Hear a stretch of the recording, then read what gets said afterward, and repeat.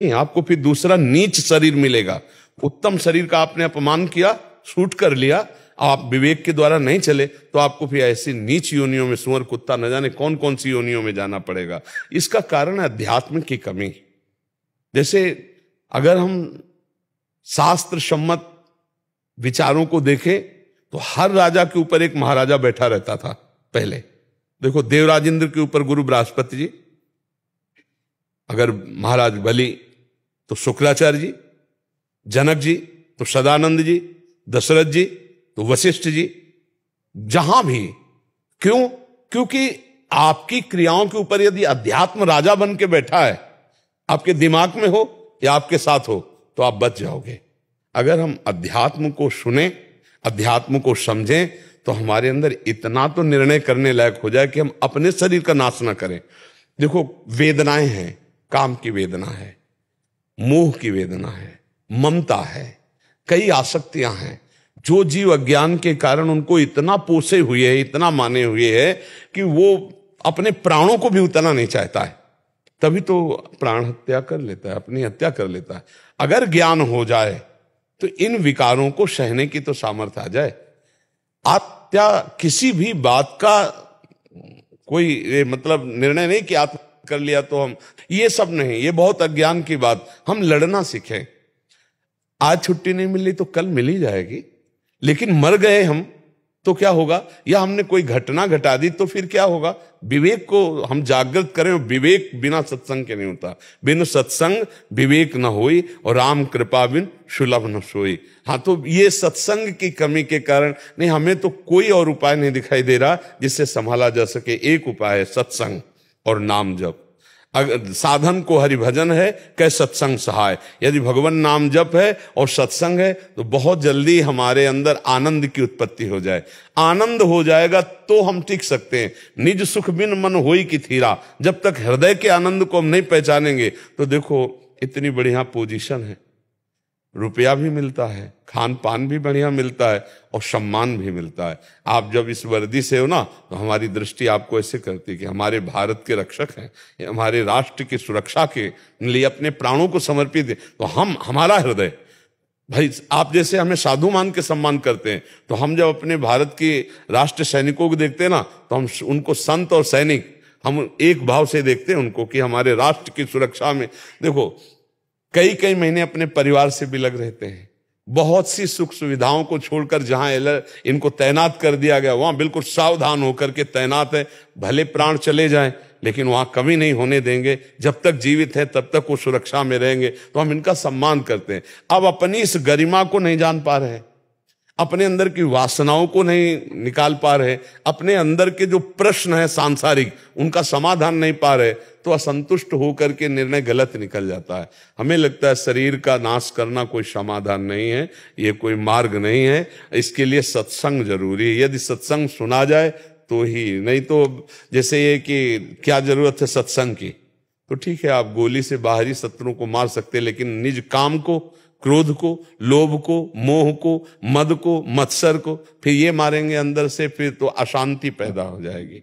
अशांति पैदा हो जाएगी तो फिर जीना अशांत से कुता सुखम। जब चित्त अशांत हो जाता है तो कुछ अच्छा नहीं लगता, ना राष्ट्र भक्ति सुहाती है ना कुछ सुहाता है। फिर अपने को नष्ट करना या सामने जो भी हमारे प्रतिकूल आचरण करे उसको नष्ट करने की भावना आ जाती है।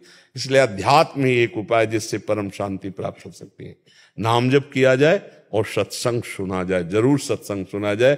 हमें लगता है कि हमारे राष्ट्र सैनिक काफी मात्रा में सत्संग सुन रहे हैं इस समय, काफी मात्रा में क्योंकि जब आर्मी के बैच आते हैं ना, जैसे 20-20, 30-30 जन आते हैं, तो उससे लगता है कि सत्संग सुना जा रहा है। नहीं तो उनको यहाँ आने की क्या जरूरत है? सत्संग जरूर सुना तभी तो उनका आगमन हुआ यहाँ, नहीं तो आने का यहाँ तो कोई और उद्देश्य तो हो नहीं सकता। बगैर अगर हमारा शरीर स्वस्थ होता और हम क्षेत्र संन्यास न लिए होते तो हम जरूर ऐसा करते। यही नहीं, जहां जहां हमारे को ऐसा अवसर मिलता, हम वहां जरूर जाके चाहे 10 मिनट ही मिलते, पर मिलते और अध्यात्म बल की जागृति जरूर होनी। बड़े स्तर पे महाराज जी सैनिक जन आपको सुनते हैं। हाँ, और यही एक उपाय है, यही एक उपाय है, सत्संग और हरि आश्रय। अगर हरि आश्रय जागृत हो गया, नाम जब चल रहा, सत्संग चल रहा है, तो हम आंतरिक विचारों से जैसा आपने प्रश्न किया, हम आंतरिक विचारों पर विजय प्राप्त कर सकते हैं, हम आंतरिक विचारों से लड़ सकते हैं। अन्यथा लड़ने का मतलब सामर्थ्य नहीं रह जाती, हार जाता है। देखो, जैसे काम वेदना ही है, अब ये पूरे चराचर जगत में किसी एक व्यक्ति का विषय नहीं। अब इसकी इच्छाओं की पूर्ति करता रहे तो कब तक करता रहे, कहां तक करता रहे, कैसे करता रहे? ये तो प्रतिपल नवम नवम विकार आते रहेंगे। अब इनके लड़ने के लिए विवेक है। अब ये लोग महीना महीना, 2-2 महीना, 4-4 को हमें लगता है और साल भर हो जाए, अवसर ना मिले घर जाने का। अब कैसे उस परिस्थिति को सहें? एक तरफ तो प्रतिकूलता है शरीर के लिए भी। अब कहीं भी आप तैनात कर दिए गए, अब ऐसी जगह तैनात किए जाते हैं ना खतरा होता है। शांत और सुखद जगह थोड़ी तैनात होती भाई, फोर्स तो वही तैनात होता है जहां खतरा होता है। अब वो लड़ रहे हो, मानसिकता के संतोष के लिए कुछ है नहीं, अंदर से विकारों की जागृति हो रही, मानसिकता परिवार से इतने दिन से बिछड़े हुए और प्रतिकूलता ऊपर से मिल रही। अब उस स्थिति में अध्यात्म संभालता है। अगर अध्यात्म का ज्ञान है, अगर भगवान का आश्रय है, हृदय में आनंद है, तो सुमिरन के द्वारा अपने को संतोष में लिए हुए, नहीं तो विचलित हो जाएगा। कोई भी हो विचलित हो जाएगा। बिना अध्यात्म के सुधार नहीं किया जा सकता। संतों जो भगवान की कृपा पात्र जन है, अपने विषय का सत्संग सुने। 2 प्रकार का सत्संग होता है, एक होता है विरक्त मार्ग का सत्संग और एक होता है गृहस्थ मार्ग का सत्संग। तो ये तो पता चल जाता है कि सन्यासी के लिए बोल रहे हैं और ये अपने लिए बोल रहे हैं। तो गृहस्थ मार्ग का सत्संग सुने और भगवान नाम जपे। भगवान नाम बैठकर जपने के लिए हमने कभी किसी गृहस्थ को नहीं कहा, ये कहा चलते फिरते उठते बैठते काम करते। अच्छा, हम कह रहे हैं हम टांगे हैं, बंदूक टांगे हमसे चल, अंदर चल रहा है राधा राधा राधा, हमें क्या परेशानी? आप देखो तो जब करके, अगर आनंद ना आवे तो हमें बताना। परम शांति, हृदय शीतल रहेगा, एक उत्साह रहेगा और भगवान नाम साथ में है। तो आप अंगरक्षक भले किसी के हो, लेकिन आपका अंगरक्षक वो नाम है। नाम पाहरू दिवस निशि, ध्यान तुम्हार कपाट। रात दिन नाम का पहरा है और भगवान के रूप का ध्यान कोई भी परास्त नहीं कर सकता, पक्का समझो। नाम रात दिन पहरा दे, राधा राधा कृष्ण कृष्ण राम राम हरि हरि। प्रहलाद जी से दैत्यों के बालक पूछते हैं, तुमको आग में डाला गया, तुम जले क्यों नहीं? तो कहते, उस समय मैंने देखा जब मैं हरि हरि पुकार रहा था, मेरे हरि मुझे गोद में लिए हुए।